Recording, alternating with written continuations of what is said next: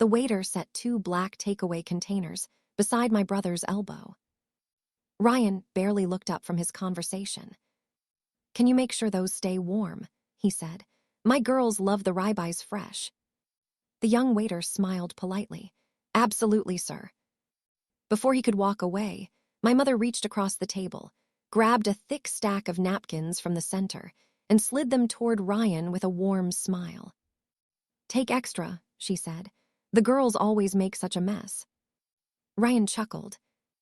Melissa tucked another container into the takeout bag. "They're going to be so excited." I waited until everyone finished speaking. Then I looked at the waiter. "Would it be possible," I asked quietly, "to box up 2 grilled chicken meals for my boys? They're at home with their mom after soccer practice." The waiter nodded. "Of course, sir, I'll just—" "You don't need to do that." My mother's voice cut across the table before he could finish. She looked directly at me. "Your boys can wait until you get home." Silence settled over the table. Ryan gave a casual shrug. Melissa smiled without looking at me. "Maybe feed them before you come next time." A few relatives laughed awkwardly. Nobody said a word for my sons. I looked around the table. Every pair of eyes suddenly found something more interesting than mine. Except the waiter. He hadn't moved. His expression changed, just enough for me to realize he had heard every word. I nodded once. Understood. Then I reached for my wallet. I paid my portion of the bill before anyone asked. Not because I was in a hurry to leave. Because I already knew staying any longer wasn't going to change what had just happened. The restaurant was one of those upscale steakhouses where the lighting stayed low enough to make every table feel private. Soft piano music drifted through the room while servers moved quietly between conversations that sounded happier than ours. The irony wasn't lost on me. Ryan's daughters, who weren't even there, were leaving with 2 $84 steak dinners. My boys, Ethan and Noah, had asked me before I left the house if I could bring them anything back after their soccer practice. "Even fries would be great, Dad." That was all they'd said. Fries. I hadn't promised steak. I hadn't promised dessert. I had simply smiled and said, "We'll see what Grandma wants." Now I knew exactly what Grandma wanted. Around the table, conversation restarted almost immediately. Melissa was already talking about an upcoming shopping trip. Ryan laughed about something one of his coworkers had done. My mother acted as though nothing unusual had happened. She even reached for another bread roll. Nobody mentioned my boys. Nobody asked if they were hungry. Nobody seemed bothered that one set of grandchildren had been treated like a priority, while the other had been told to wait. I folded my receipt and slipped it into my jacket. The family had become very good at pretending uncomfortable moments never happened. And I'd become very good at helping them do it. For years. The waiter returned carrying Ryan's takeout bag. He placed it gently beside him. "Here you are, sir." Ryan thanked him without looking up. The waiter turned to leave. Then he hesitated. He glanced toward my mother, then toward me. After making sure no one else was paying attention, he stepped closer and lowered his voice. "Sir." I looked up. He swallowed once before speaking. "Can I ask you something?" My hand stopped halfway to my coat. Something in his expression told me this wasn't about the bill. It was about everything that had just happened. The young waiter kept his voice low. "Sir, are you all right?" I blinked. "I'm sorry." He glanced toward my family's table before looking back at me. "I probably shouldn't say anything. It's just, a few of us heard what happened." I gave him a small smile.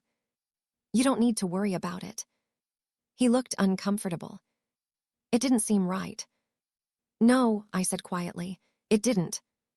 For a second, neither of us spoke. Then I slipped my wallet into my jacket. "But it isn't your problem." He nodded reluctantly.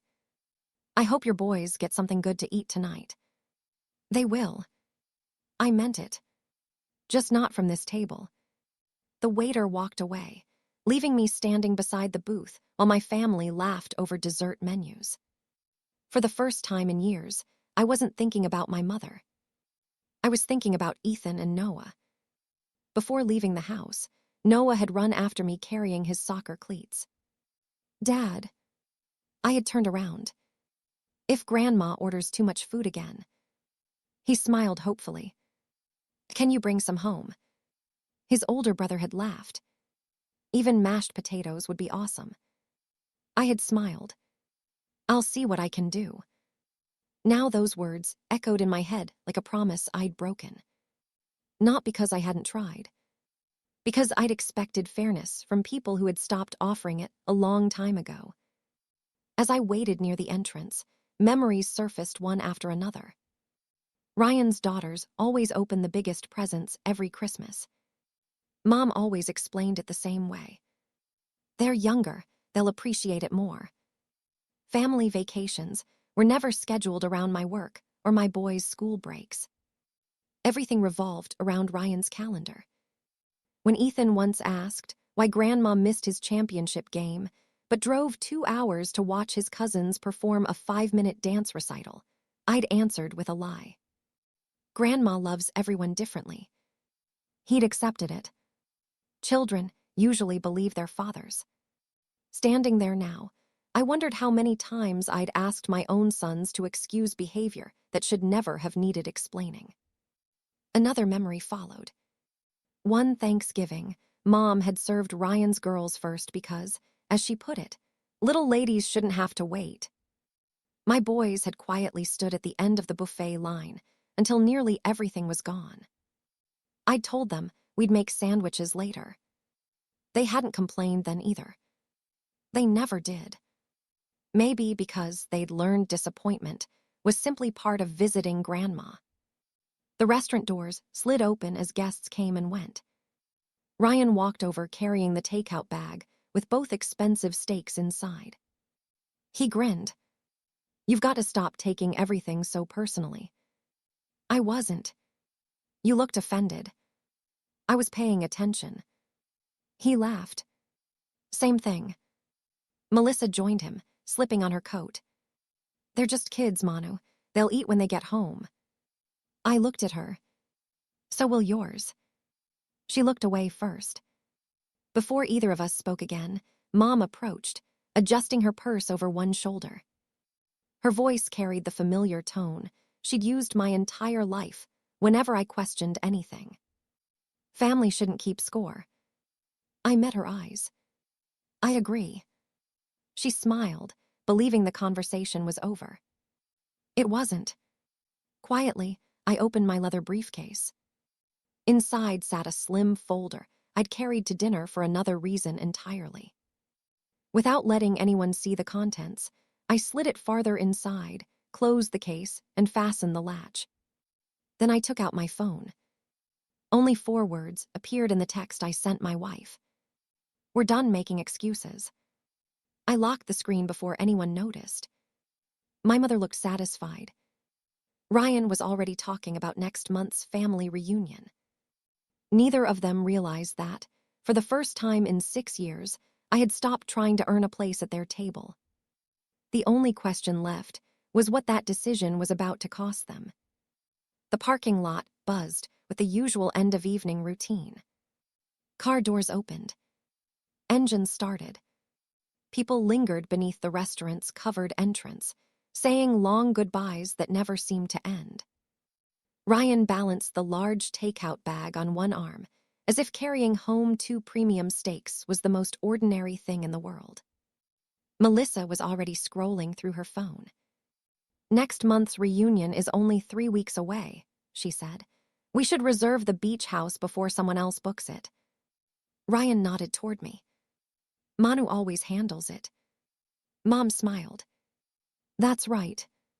She turned to me as naturally, as if nothing uncomfortable had happened inside. You'll take care of the reservation deposits again, won't you? A few cousins stopped talking. One aunt glanced in my direction. Everyone waited for my usual answer. I looked at my mother. No. There was a beat of silence. Ryan laughed. Good one. Melissa chuckled. I almost believed you. Mom shook her head. Enough joking. I'm not joking. The laughter disappeared. Cars continued pulling out of the parking lot behind us, but our little circle had gone completely still. Ryan frowned. What is this about? I won't be paying for the reunion. Mom folded her arms. This is because of those meals. It isn't. Oh, come on, Ryan said. You're embarrassing everyone over a couple of dinners. I said it isn't about dinner. Mom took one step closer. You're overreacting. I didn't raise my voice. I didn't point fingers. Instead, I asked a simple question. Who paid the deposit for last year's reunion? Nobody answered. I continued. The lake cabin the year before. Silence. The catering for Dad's retirement dinner. Several relatives looked at each other. Ryan shrugged. Dad. I looked directly at him. No. His smile faded. The hotel ballroom for Aunt Linda's anniversary. The Christmas brunch 3 years ago. The graduation dinner for your oldest daughter. One by one, relatives stopped pretending they knew the answers. An uncle quietly asked, Wait, you paid for those? I arranged them. Mom cut in quickly. Your father always took care of family events. I met her eyes. No. She opened her mouth again. Before she could speak, the restaurant's front doors opened. The general manager stepped outside carrying a dark leather folder. He looked directly at me.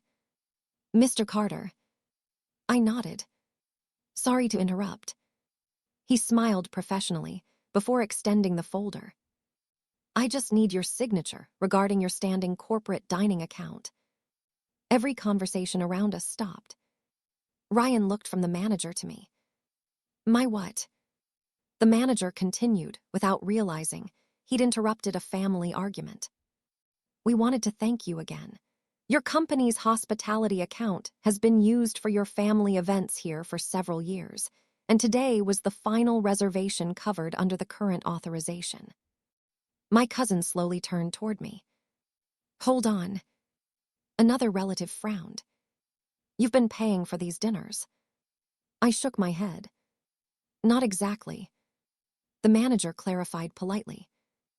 Mr. Carter negotiated the preferred corporate pricing himself. Without his account, these events would have cost substantially more.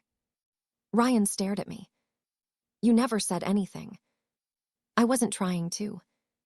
Mom looked genuinely confused now. What do you mean, final authorization? The manager opened the folder. Actually, he smiled at me. There's also the matter you asked us to finalize today. He turned the folder around and placed it in front of me. Every pair of eyes fixed on the document as I reached for the pen. The manager uncapped his pen and placed it on top of the folder. Whenever you're ready, Mr. Carter. I opened the folder without rushing. One signature. That was all it took. I signed my name, closed the folder, and handed it back. The manager smiled warmly. Thank you. We'll process the cancellation tonight. Ryan frowned. Cancellation. Mom looked between us. What exactly is being canceled? The manager answered before I could. The standing hospitality arrangement. He looked at me appreciatively. We've enjoyed working with you over the years. Then he nodded politely to the rest of the family. Have a wonderful evening. As he walked back toward the restaurant, the silence he left behind was heavier than before. Ryan was the first to speak. What hospitality arrangement? I looked at him. The discounts. What discounts? The ones every family dinner has used here for the last 6 years. Melissa blinked. You mean tonight wasn't normal pricing? No. Mom frowned. I don't understand. I spoke calmly. Every reservation I booked here was billed through a corporate vendor relationship my company has with the restaurant. Ryan stared. So what? So beginning tomorrow, those rates no longer exist. He laughed once. Big deal. I nodded.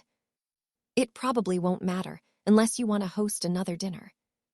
One of my cousins quietly asked. How much were the discounts? I shrugged.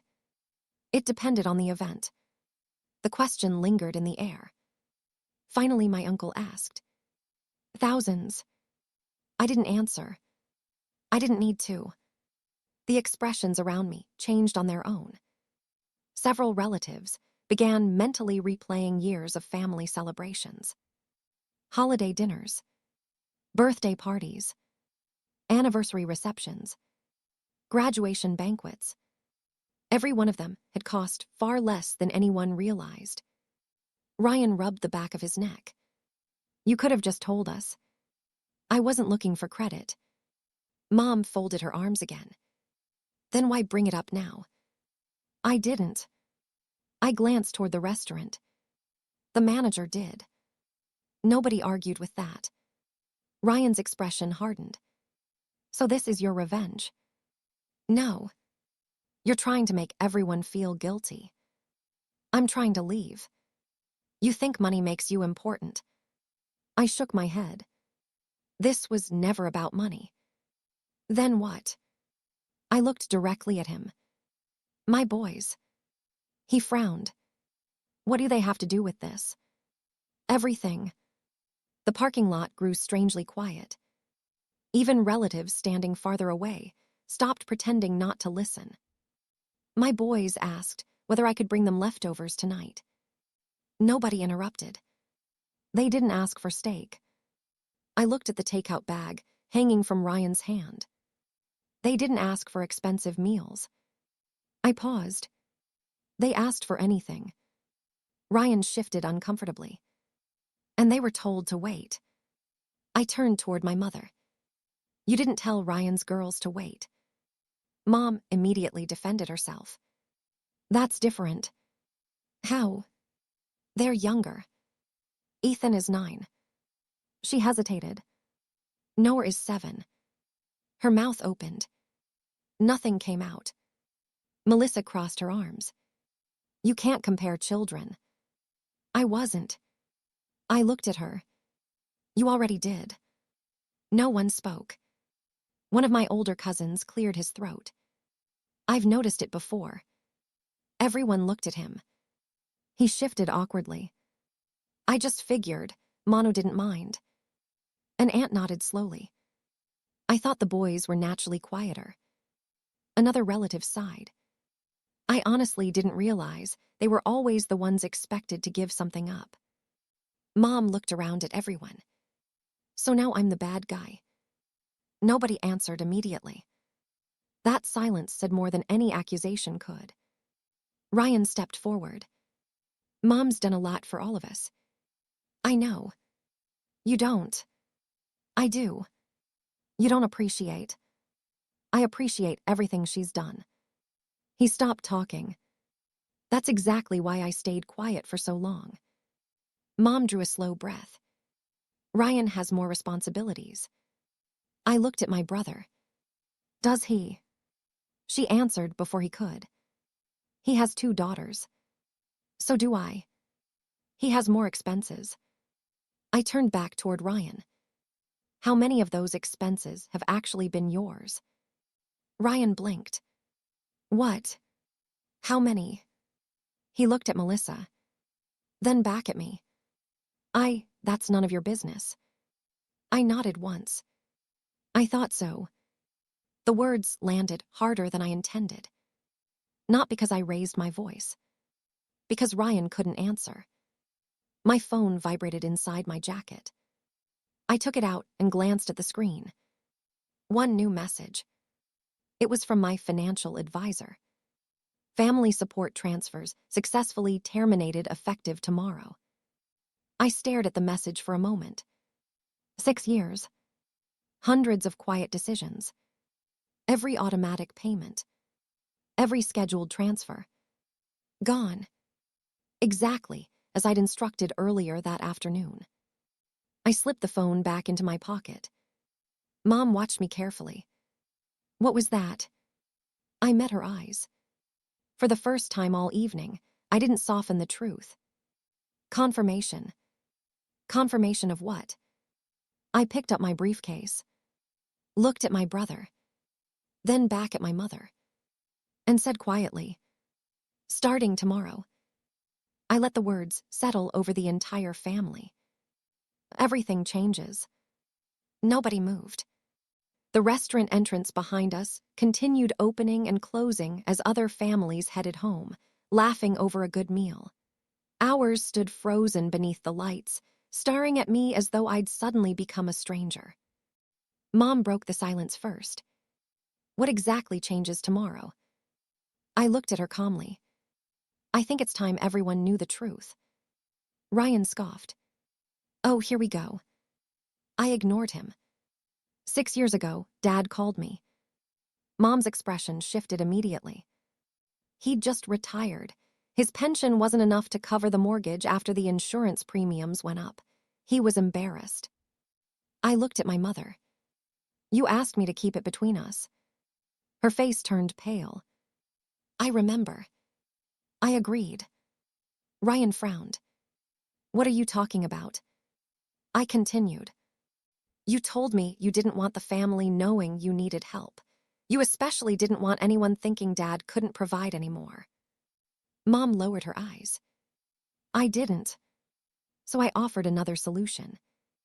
I opened my briefcase and removed the slim folder everyone had seen earlier. I created a monthly support plan. Ryan laughed dismissively. For what? I looked directly at him. For your parents. The laughter disappeared. I opened the folder. Inside were neatly organized payment summaries. I covered the mortgage shortages. I turned one page. Medical deductibles. Another page. Homeowner's insurance. Another. The roof repair after the hailstorm. Another. The furnace replacement. Another. Holiday dinners. Another. Family reunion deposits. Another. Emergency plumbing. Another. Prescription costs after Dad's surgery. The pages kept turning. Nobody interrupted anymore. Finally, I closed the folder. I never wanted credit. I looked at Mom. I wanted your dignity protected. A tear rolled down her cheek. I know. Ryan stared at the folder. You're saying all of that was you? Yes. He shook his head. No. Mom slowly nodded. He's telling the truth. Ryan looked at her. You never told me. She swallowed. Because every time I asked if you could help, you said you couldn't. Ryan opened his mouth. Closed it. Mom continued quietly. You always had a reason. The girls needed something. Work was slow. A vacation had already been booked. A car payment was due. I stopped asking. The parking lot was silent, except for distant traffic. She looked back at me. So I asked Manu. I nodded. And I said yes. Melissa folded her arms tightly. So why keep helping if you felt so mistreated? I answered honestly. Because they were my parents. And because I hoped one day things would be different. I glanced toward the takeout bag, still hanging from Ryan's hand. But tonight made something painfully clear. Everyone waited. It wasn't the steak. I looked at my mother. It wasn't the money. My voice stayed steady. It was hearing my sons treated like they mattered less. Mom covered her mouth. You didn't even hesitate. I wasn't accusing her anymore. I was simply telling the truth. They asked for leftovers. I smiled sadly. They would have been thrilled with chicken. I looked down for a second. You told them to wait. Mom began crying. I didn't think. I know. That's the problem. No one argued. Several relatives quietly wiped their eyes. My aunt stepped forward. I'm sorry, Manu. Another cousin nodded. I honestly thought everything was equal. It wasn't. An uncle sighed heavily. I should have spoken up years ago. Ryan stood motionless. Finally, he muttered. I never knew. I looked at him. You never asked. He had no response. Mom took one hesitant step toward me. I don't expect forgiveness tonight. I nodded. You shouldn't. I was wrong. Yes. I loved all my grandchildren. I believe you. She looked confused. Then why? Because love isn't measured by what we say. I met her eyes. It's measured by who we choose when nobody's keeping score. She lowered her head. For the first time in my life, she had no defense. Ryan finally spoke. So, what happens now? I answered without hesitation. The monthly transfers end tomorrow. Mom closed her eyes. The mortgage. You'll need to budget for it. The insurance. You'll handle it. The reunion. If everyone wants one, everyone contributes equally. Ryan rubbed his forehead. That's impossible. No. I said quietly. It's unfamiliar. There was a difference. The following weeks changed our family more than the previous 6 years ever had. The automatic payments stopped exactly as scheduled. Mom and Dad sold several unnecessary expenses they'd insisted they couldn't live without. Ryan discovered what monthly bills actually looked like when someone else wasn't quietly absorbing them.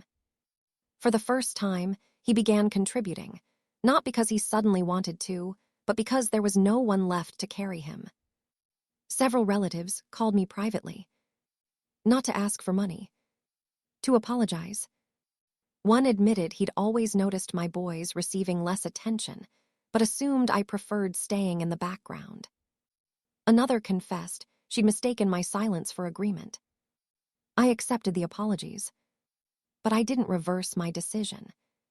Boundaries aren't punishments. They're promises you make to the people who depend on you most. For me, those people were waiting at home. A few weeks later, my wife smiled as we walked into the same steakhouse together. Ethan and Noah raced ahead, excited to sit in the same booth where I'd once felt smaller than I'd ever admit. The same young waiter recognized me immediately. His face brightened. Good to see you again, sir. It's good to be back. This time, there was no tension. No comparisons. No one deciding which children deserved more. The boys studied the menu with wide eyes. Dad, can we really order these? I laughed. You can order whatever you'll enjoy. When dinner ended, both boys still had food left. The waiter returned with 2 takeaway containers. He smiled as he boxed every bite. There you go. No one questioned whether they deserved it. No one told them to wait. As we walked toward the parking lot, Ethan slipped his hand into mine. Best dinner ever, Dad. I squeezed his hand gently. It was. Not because of the steaks. Because for the first time, my sons never had to wonder where they belonged. They belonged with the people who chose them first. I looked at both of them, smiled, and realized something I'd spent years learning the hard way.